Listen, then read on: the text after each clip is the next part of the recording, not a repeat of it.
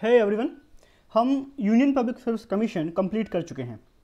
अब हम देखेंगे कि स्टेट पब्लिक सर्विस कमीशन क्या होता है और क्या इसके दायित्व होते हैं, किस तरीके से ये यूनियन पब्लिक सर्विस कमीशन से भिन्न है। चलिए स्टार्ट करते हैं स्टेट पब्लिक सर्विस कमीशन के लिए। सबसे पहले देखें तो यह एक फेडरल बॉडी है, यूपीएससी के ही फेडरल है और यह एक स्टेट लेवल की बॉडी है। इसको आर्टिकल 315 से 323 जैसा कि यूनियन पब्लिक सर्विस कमीशन को भी आर्टिकल 315 से 323 में रखा गया है, इसी तरह इसको भी 315 से 323 के तहत रखा गया है। हम बात करें तो यह पार्ट 14 कॉन्स्टिट्यूशन के पार्ट 14 में इसके बारे में डिस्कशन मिलता है। हम कंपोजिशन की बात करते हैं तो किस तरीके से यह पूरी बॉडी की संरचना किस प्रकार है, तो देखें कि इनको अपॉइंट करते हैं गवर्नर ऑफ स्टेट। वहाँ हमने देखा था कि यूपीएससी को अपॉइंटमेंट प्रेसिडेंट देते हैं, उसी तरह एसपीएससी को appointment governor of the state देते हैं। आगे बात करते हैं, composition strength is not specified, मतलब यह कहीं भी स्पेसिफाइड वर्णन नहीं है कि कंपोजिशन की स्ट्रेंथ क्या होगी या कितने मेंबर कंपोजिशन में होंगे। बट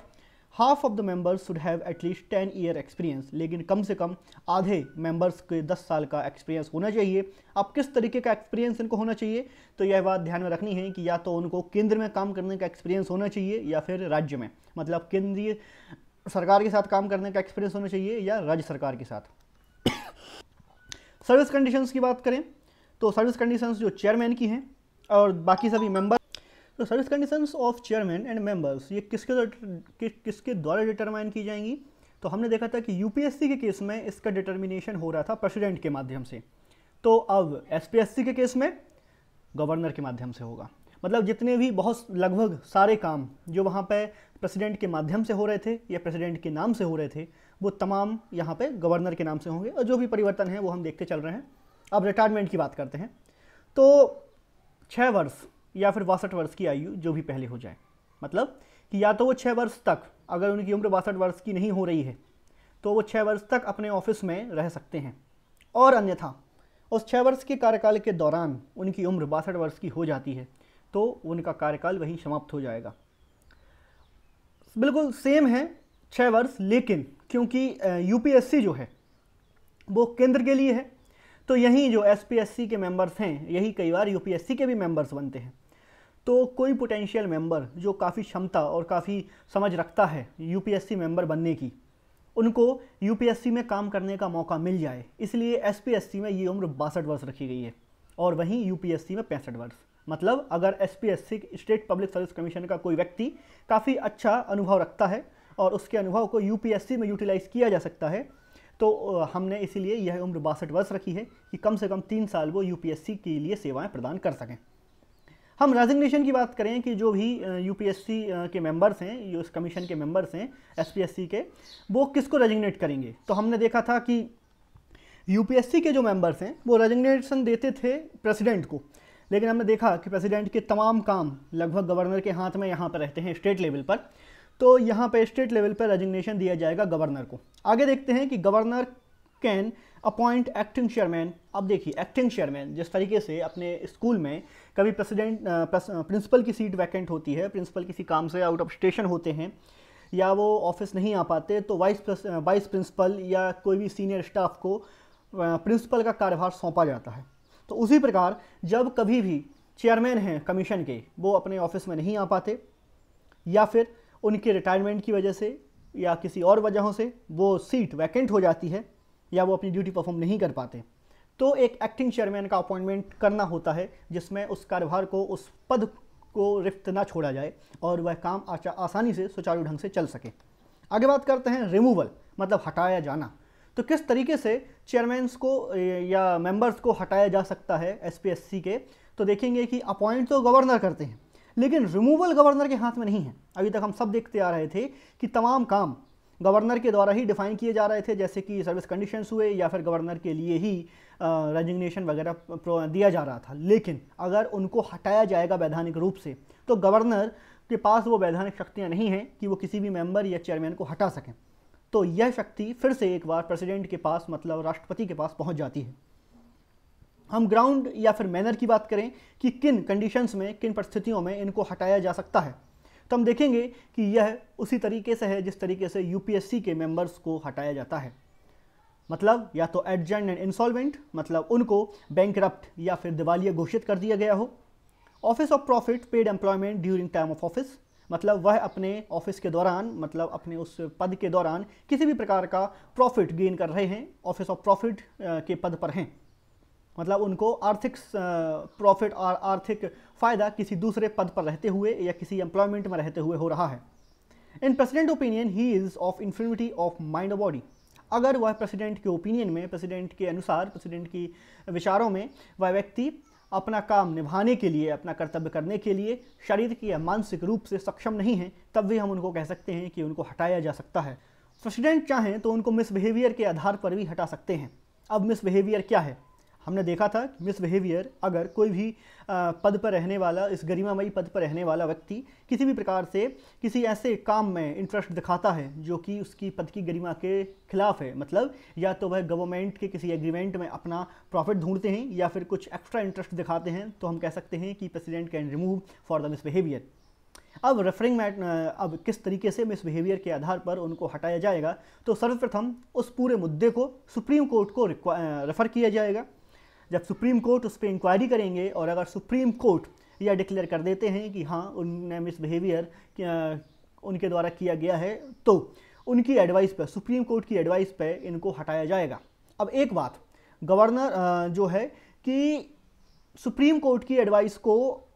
एक बार भी ये ठुकरा नहीं सकते, मतलब सुप्रीम कोर्ट ने अगर एक बार एडवाइस कर दिया कि they should be removed, then the president should remove them.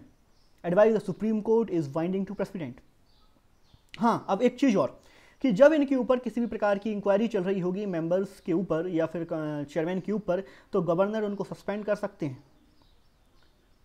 ठीक है, मतलब गवर्नर का रोल यहाँ पर सस्पेंशन तक रह सकता है। हम इंडिपेंडेंस की बात करते हैं तो removal from office by president only, यह इनकी स्वतंत्रता है। हम जानना चाहेंगे, हमारे पास ये जानकारी होनी चाहिए कि एसपीएससी के मेंबर्स की पर्सनल, मतलब पर्सनल इंडिपेंडेंस, पर्सनल स्वतंत्रताएँ क्या हैं,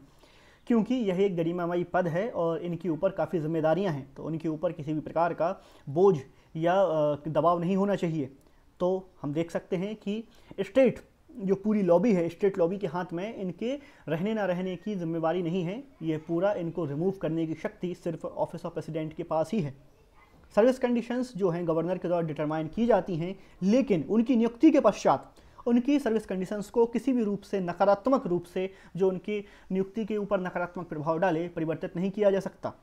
कहने का तात्पर्य, अगर उनको एक सैलरी के साथ अपॉइंट किया जाता है, कुछ सर्विस कंडीशंस के साथ अपॉइंट किया जाता है, तो उनकी डिसएडवांटेज में कि वह सैलरी घटा दी जाए या किसी भी प्रकार की ऐसी एक्टिविटी जो उनको व्यक्तिगत रूप से डिसएडवांटेजेस हो, तो यह किसी भी प्रकार का बदलाव नहीं किया जा सकता। Salary consolidated fund of India, salary जो है कंसोलिडेटेड फंड ऑफ स्टेट से ली जाएगी एसपीएससी के केस में, and no subject to vote of state legislature, और स्टेट लेजिस्लेचर की जो वोट है, मतलब सैलरी के लिए स्टेट लेजिस्लेचर में प्रॉपर जो सिस्टम है, लेजिस्लेचर के ऊपर ये सैलरी के लिए डिपेंड नहीं करते। Chairman of SPSC on cease to hold office, जो चेयरमैन हैं एसपीएससी के, अगर उनका एक बार कार्यकाल समाप्त हो जाए, जब वो ऑफिस, उनके लिए ऑफिस में जाना सीज हो जाए, तो एलिजिबल फॉर चेयरमैन और मेंबर ऑफ यूपीएससी और अदर एसपीएससी ओनली, मतलब वो चेयरमैन हैं एसपीएससी के, वो किसी और चेयरमैन या मेंबर बन सकते हैं किसी अन्य यूपीएससी के और अन्यथा अदर एसपीएससी के, लेकिन वह सेम स्थान पर, सेम पद पर, सेम स्टेट के लिए दोबारा उस पद पर काम नहीं कर सकते। मेंबर ऑफ एसपीएससी, अगर हम एसपीएससी के मेंबर्स की बात करें, on cease to hold office, अगर उनको उनके ऑफिस से आना सीज कर दिया जाए, उनका कार्यकाल समाप्त हो जाए, कैन बी चेयरमैन और मेंबर ऑफ यूपीएससी, उनको सिर्फ उनको चेयरमैन या मेंबर बनाया जा सकता है यूपीएससी का, चेयरमैन ऑफ डेट एसपीएससीज और अदर एसपीएससी ओनली, और या फिर मेंबर्स को चेयरमैन बनाया जाएगा एसपीएससी का या अन्य दूसरे एसपीएससी का। मतलब सिर्फ मेंबर्स के केस में ऐसा हो सकता है कि वो सेम ही ऑफिस में मेंबर से चेयरमैन के पद पर प्रमोट हो जाएं, लेकिन वह सेम अवस्थिति में सेम पद पर रहते हुए दूसरा कार्यभार कंप्लीट नहीं करेंगे, और अन्यथा वो किसी दूसरी एसपीएससी, दूसरे स्टेट की पीएससी के चेयरमैन बन सकते हैं।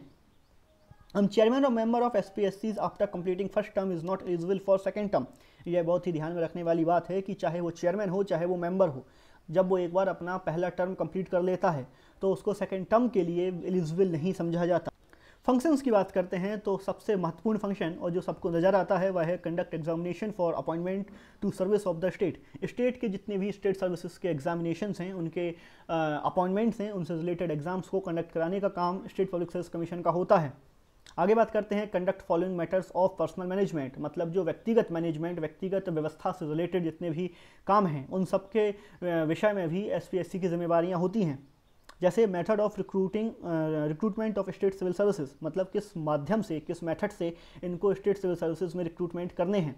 Principle to make appointment, promotions and transfers from one service to another, वह सिद्धांत बनाते हैं कि किन आधारों पर लोगों की नियुक्तियां होंगी, लोगों की पदोन्नति होगी, लोगों का एक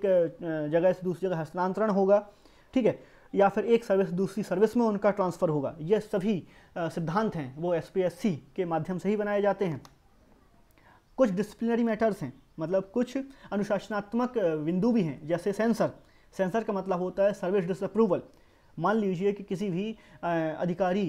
जो कि उस जॉब पर है, किसी प्रकार की उसकी जॉब पर लूपहोल निकल आता है या अवैधानिक रूप से वह उस पद पर पहुंचे हैं, तो उनकी सर्विस को डिसअप्रूव किया जा सकता है। इंक्रीमेंट विथहोल्डिंग, मतलब अगर किसी व्यक्ति का अनुशासनात्मक आधार पर इंक्रीमेंट जो कि आपकी सैलरी के साथ जुड़ता है उनके कार्यों के लिए, तो उसको भी एसपीएससी रोक कर रख सकती है। विथहोल्डिंग ऑफ प्रमोशन, किन्हीं सर्कमस्टेंसेज में प्रमोशंस को भी रोका जा सकता है और एसपीएससी के पास इसकी पावर होती है। रिकवरी ऑफ पिक्यूनरी लॉस, किसी भी प्रकार का कोई लॉस हो तो उसकी भी रिकवरी एसपीएससी के माध्यम से या एसपीएससी के गाइडलाइंस में की जा सकती है। डिमोशन, किसी भी व्यक्ति को उसके उच्च पद से उसके पद से निम्न पद पर भी उसकी गतिविधियों की वजह से ट्रांसफ़र किया जा सकता है, डिमोट किया जा सकता है। कंपल्सरी रिटायरमेंट, कई परिस्थितियां ऐसी हैं जब लोगों को कंपल्सरी रिटायरमेंट लेना होता है, तो उससे रिलेटेड गाइडलाइंस या सजेशंस जो है डिसिप्लिनरी मैटर्स के तहत एसपीएससी ले सकती है। रिमूवल फ्रॉम सर्विसेज, अगर कोई व्यक्ति अपनी सर्विस को अच्छे से निभाने में सक्षम नहीं है और एसपीएससी को लगता है तो वह उनको उस पर सर्विस से हटा सकते हैं, लेकिन रिमूवल का मतलब ये नहीं होता कि वह दोबारा उस सर्विस को ज्वाइन नहीं कर सकते। वहीं अगर डिसमिस कर दिया जाए तो वह उनको इनएलिजिबल कर दिया जाता है, वह अक्षम हो जाते हैं उस सर्विस पर दोबारा आने के लिए। Claims of legal expenses by civil servants, अगर कोई भी सिविल सर्वेंट सर्विस कंडीशंस के अकॉर्डिंग किसी भी प्रकार का लीगल एक्सपेंस को क्लेम करता है तो एसपीएससी उसको रिव्यू करती है और उसके रिलेटेड सजेशंस देती है। Claim to reward of pensions in case of injuries, अगर कोई ऑफिसर ड्यूरिंग जॉब किसी प्रकार की इंजरी से ग्रसित होता है तो उसको पेंशन रिवार्ड करने का भी प्रावधान एसपीएससी के माध्यम से ही निकल कर आता है। Other matters related to the personal management, इसके अतिरिक्त जितने भी व्यक्तिगत व्यवस्थाओं से रिलेटेड पर्सनल मैनेजमेंट से रिलेटेड मैटर्स हैं वो एसपीएससी डील करता है। द कंसल्टेशन प्रोविजन सिर्फ डायरेक्टरी नॉट मैंडेटरी, मतलब जितने भी प्रकार के यहाँ कंसल्टेशन प्रोविजन हमने डिस्कस करे ये सिर्फ डायरेक्टरी प्रोविजंस हैं और कोई भी प्रोविज़न मैंडेटरी नहीं है। कहने का मतलब यही कि एसपीएससी सिर्फ सलाह दे सकती है और गवर्नमेंट के ऊपर है कि इन तमाम बिंदुओं पर किस तरीके से उसे डील करना है। यह था आज का डिस्कशन और एसपीएससी के बारे में हम और भी बहुत सारी बातें अगले टॉपिक्स में कवर करें। So thank you so much all. I hope कि आपको ये सेशन पसंद आया होगा और इससे आपको काफ़ी इन्फॉर्मेशन मिली होगी। मैं आपसे उम्मीद करता हूँ कि आप चैनल को लाइक, शेयर एंड सब्सक्राइब करेंगे और साथ ही ज़्यादा जानकारी के लिए आप टेलीग्राम ग्रुप से जुड़ सकते हैं और तमाम जितने भी लेक्चर्स यहाँ पे आपके साथ शेयर किए जाते हैं उनकी पीडीएफ्स आपको टेलीग्राम ग्रुप पर मिल जाएंगी। आप अपने दोस्तों के साथ लिंक शेयर कर सकते हैं और बाकी लोगों का भी नॉलेज गेन करने के लिए इस नॉलेज ग्रुप की सीरीज़ में पार्टिसिपेशन बढ़ा सकते हैं।